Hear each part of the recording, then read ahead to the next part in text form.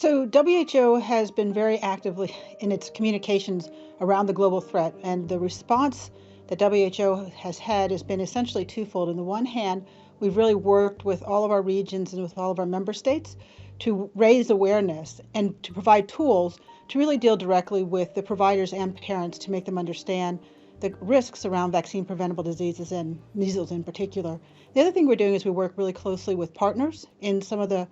countries which are at higher risk to do interventions for measles and for other vaccine preventable diseases.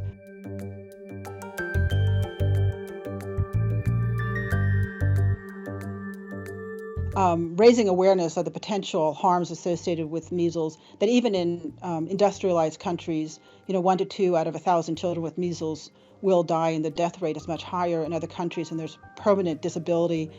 that can result from measles infection, and approximately a quarter of measles cases are hospitalized. I think that people aren't aware of this, and they consider it a benign childhood illness. So we have a lot of work to do to raise awareness of the consequences of having vaccine preventable diseases, but I'm not sure we're going to go to scaremongering tactics.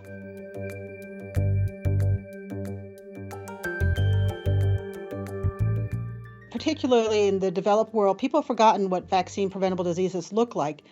And there's also at the same time an increase in the ability to spread rumors through social media. So that provides the media for being able to spread these rumors. Having said that, I do want to emphasize that while this is very concerning, and we're working again with member states to really provide credible information for providers and for parents, that the majority of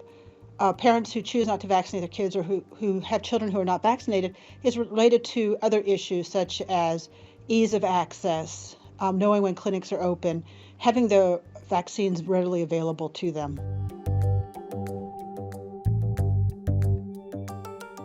So we don't necessarily have a future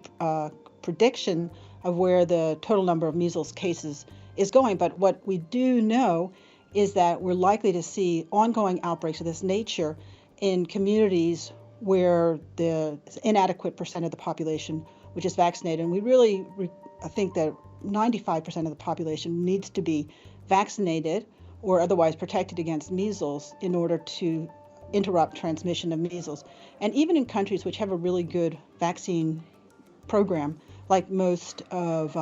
the Western Hemisphere, Europe, for example, even where there's pockets of the unimmunized, such as the situation that you mentioned in New York, measles is so incredibly infectious that it will find those pockets of unvaccinated individuals.